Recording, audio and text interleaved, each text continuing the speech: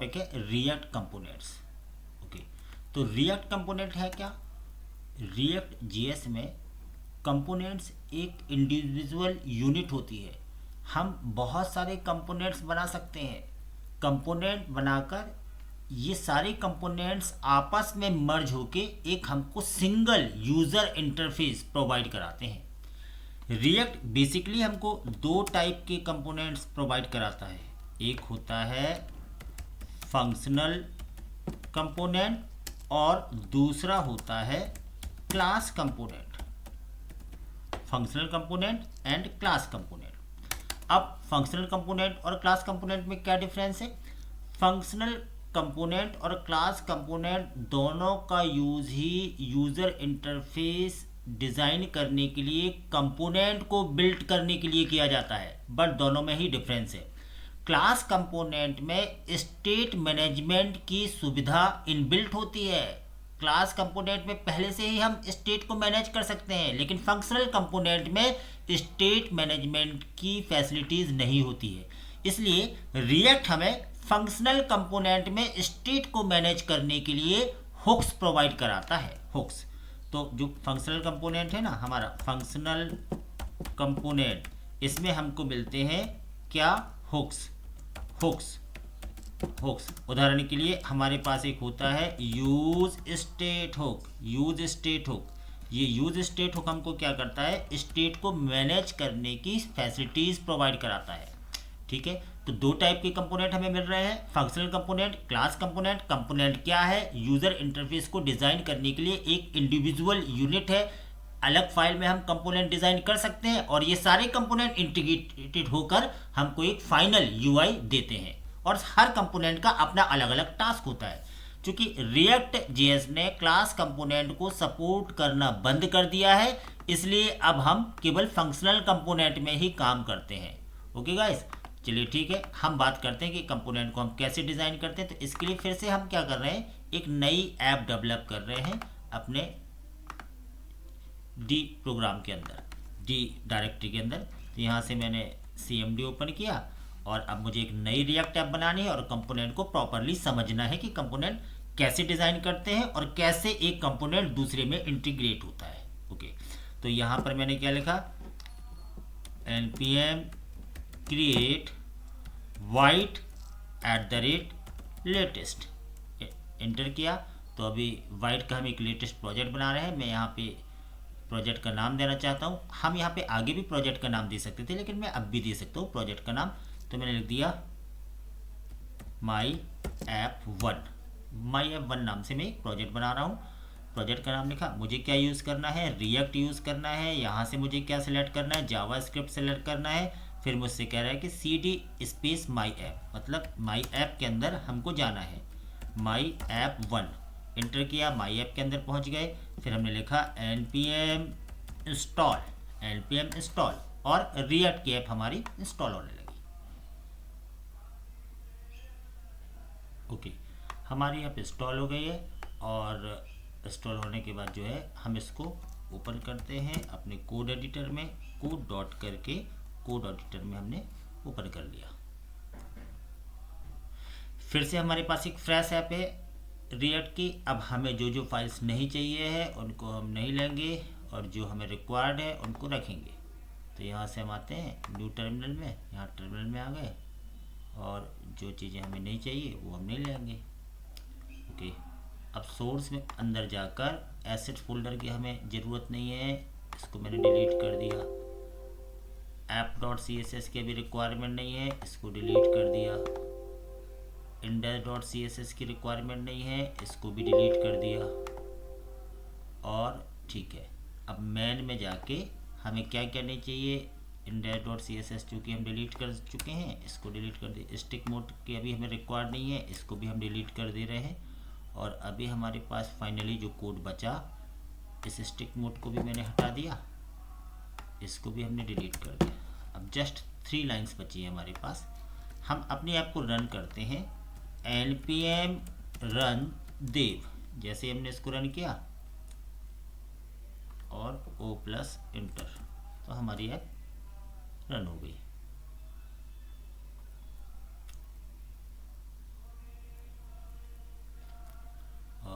Okay, अभी ये क्या बोल रहा है, app.jsx में, ओके हाँ, app.jsx में पूरा भरा हुआ है। तो इसमें हम क्या करते हैं, कंट्रोल ए करके डिलीट कर देते हैं, ठीक है।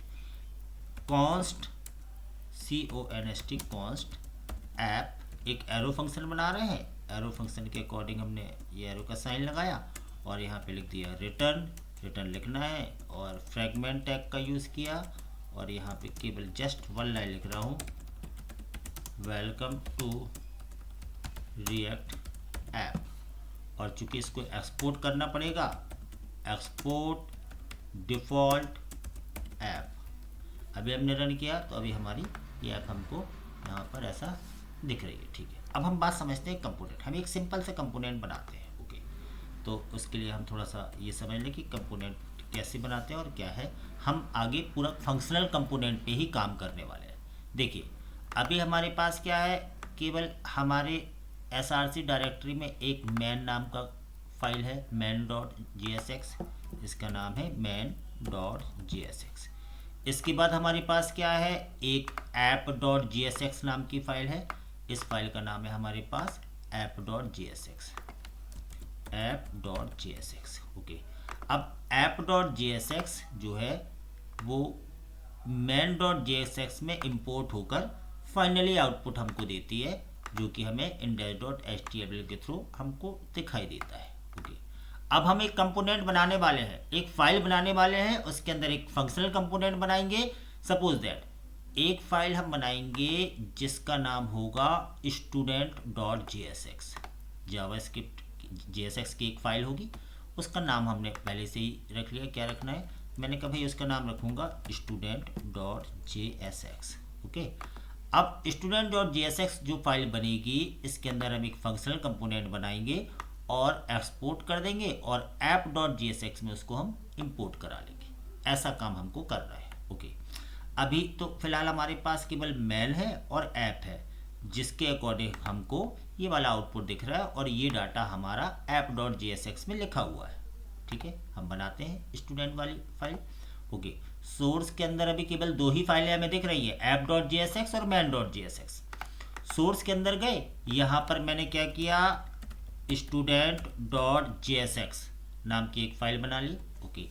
अब कंपोनेंट, फंक्शनल कंपोनेंट को कैसे डिजाइन करना है, मैंने लिया कॉन्स्ट स्टूडेंट। याद रखें ये जो है ये हमारे कंपोनेंट का नाम है, और कंपोनेंट बनाने के लिए फर्स्ट कंडीशन ये है, आप उसी फंक्शन को कंपोनेंट बना सकते हो जिसका पहला लेटर बड़ा हो।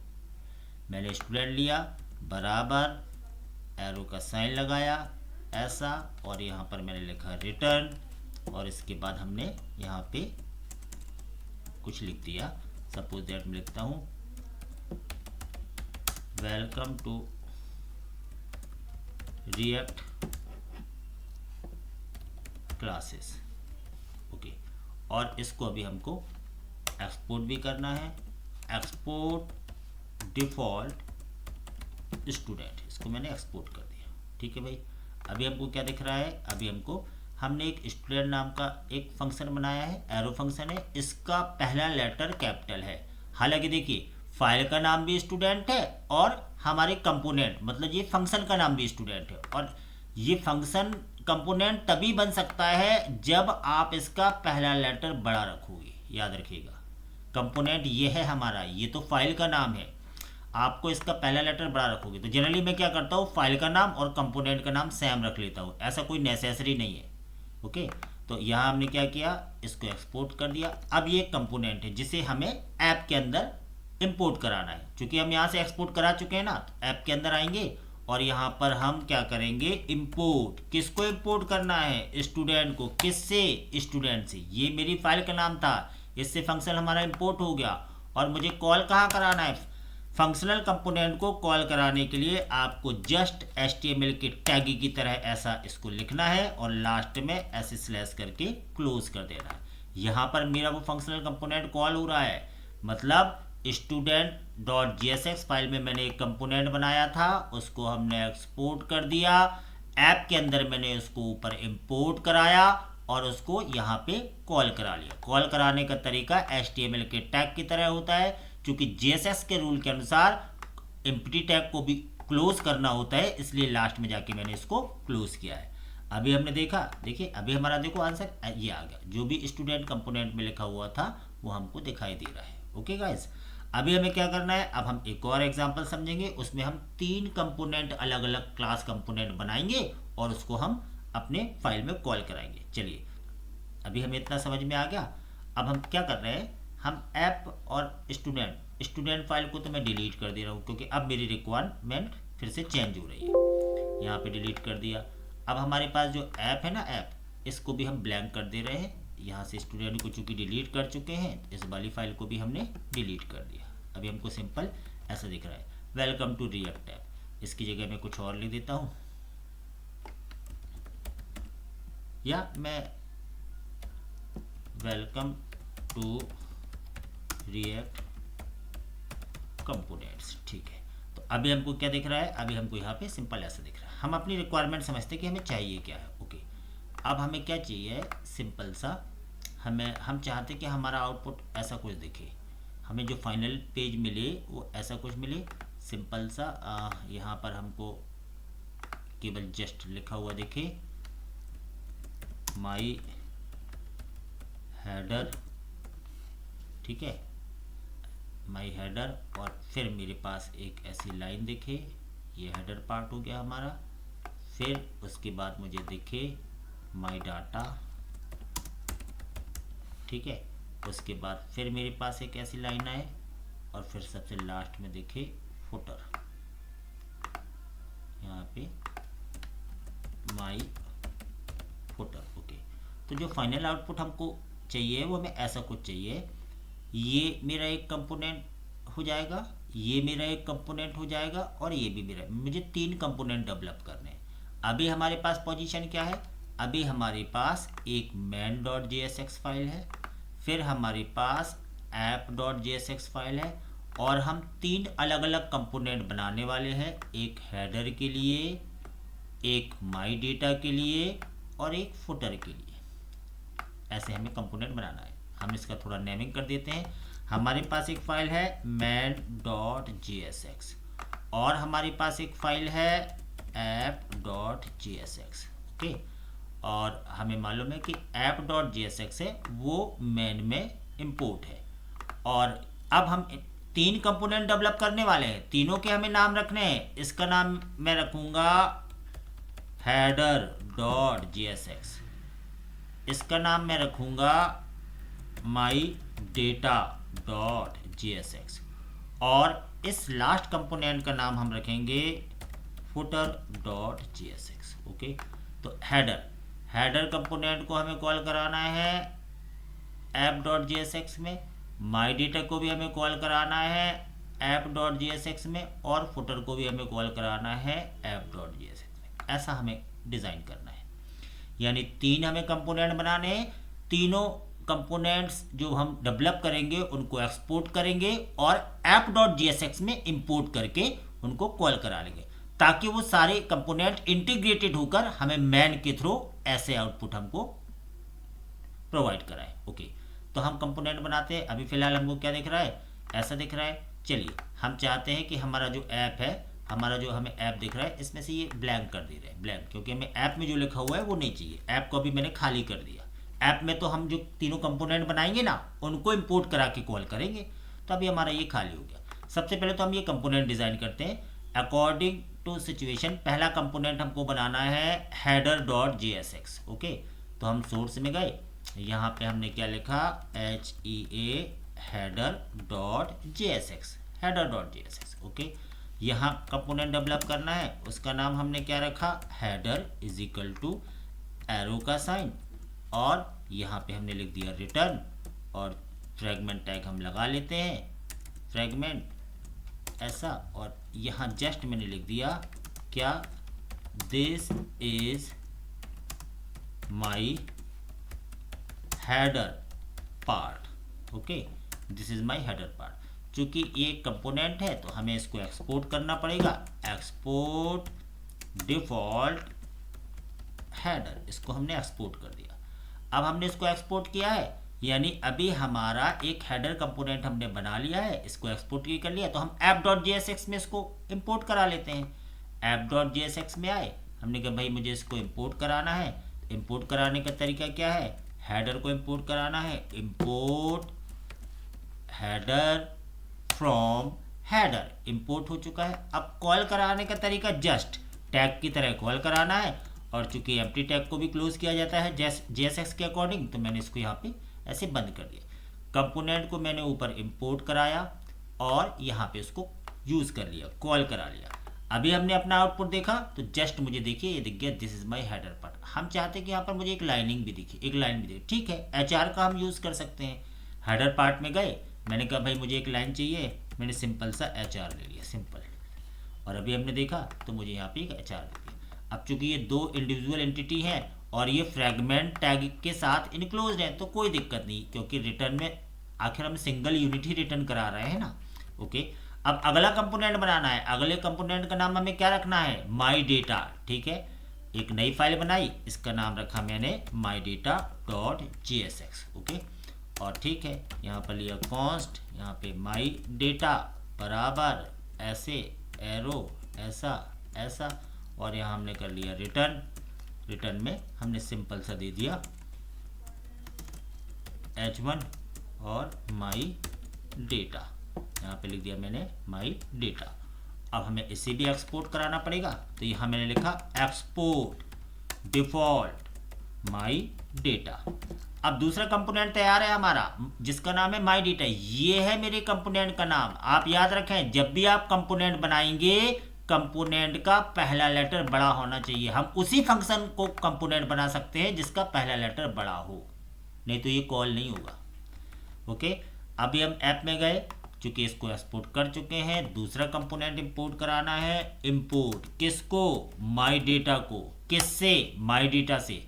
इसको भी हम कॉल करा लेते हैं। कॉल कराने का तरीका सेम है, माई डेटा को मैंने यहाँ कॉल करा लिया और स्लैश करके इसको क्लोज कर लिया। अभी हमने दूसरा कंपोनेंट बनाया, उसे अपने ऐप में कॉल करा लिया है, और अभी हमने देखा तो ये हमारा माई डेटा भी हमको दिखाई देने लगा। हम चाहते हैं माई डेटा के यहाँ पे भी एक लाइन आए, ठीक है, एक HR इसमें भी दे सकते हैं। अभी माई डेटा में आए और यहाँ पे हमने क्या किया, HR को ऐसा दे दिया है। HR को भी आपको ऐसे बंद करना होगा, तो हमारे पास ये लाइन हमको दिखाई देने लगी। ओके, अब हमारी रिक्वायरमेंट के अनुसार हमें लास्ट कंपोनेंट बनाना है, जिसका नाम है footer.jsx। याद रखिए, footer.jsx तो फाइल का नाम है। इसके अंदर जो आप फंक्शन बनाते हैं वो आपका कंपोनेंट होता है, ठीक है। अगली फाइल बना रहे हैं जिसका नाम हमने रखा footer.jsx। Const footer is equal to arrow का साइन, यहाँ से हमने लिया रिटर्न, और यहाँ से हमने यहाँ पे ले लिया h1, this is footer part, और फुटर को हमें एक्सपोर्ट करना है, एक्सपोर्ट डिफॉल्ट फुटर, ठीक है भाई। अब फुटर को भी तो हमें ऐप में इंपोर्ट कराना होगा, ठीक है, इंपोर्ट कराते हैं, इंपोर्ट फुटर फ्रॉम फुटर, और इसको भी हम कॉल करा लेते हैं। ऐसे हमने कॉल करा लिया, ठीक है। हमारा ये कंपोनेंट भी कॉल हो चुका है, कहाँ पर, ऐप के अंदर। और अभी हमने देखा, इसको भी हम रन कराते हैं। अभी हमने फाइल को देखा, देखिए ये तीनों कंपोनेंट के डाटा हमको प्रॉपर दिख रहे हैं। ये मेरा हेडर पार्ट का था, ये माई डेटा का, और ये फुटर का। ओके, तो कंपोनेंट क्या है, component individual code of block है। हम अपना UI बनाने के लिए बहुत सारे कंपोनेंट डेवलप कर सकते हैं, और ये कंपोनेंट एक साथ इंटीग्रेटेड होके हमको फाइनल आउटपुट प्रदान करते हैं। तो हम जो काम कर रहे हैं वो फंक्शनल कंपोनेंट में काम कर रहे हैं, ध्यान दीजिएगा।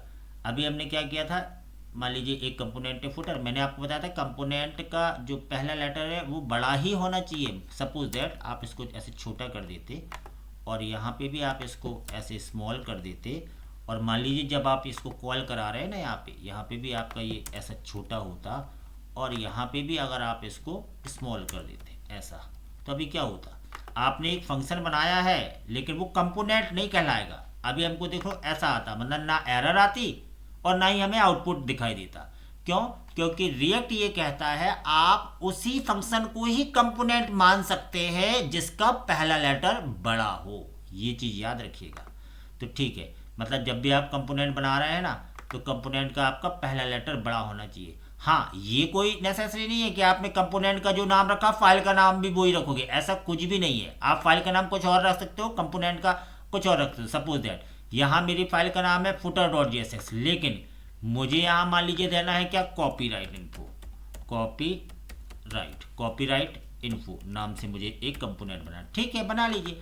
अब मैंने यहाँ पे कॉपीराइट इन्फो बनाया, तो मुझे सेम इसको मैंने एक्सपोर्ट भी कर दिया, एक्सपोर्ट कॉपीराइट इन्फो, ठीक है। मैं यहाँ पर कुछ और भी, this is my footer data, और यहाँ पर कॉपीराइट लिख देता हूँ 2024, ऐसा मैंने लिख दिया, कॉपीराइट 2020, कुछ भी ऐसा।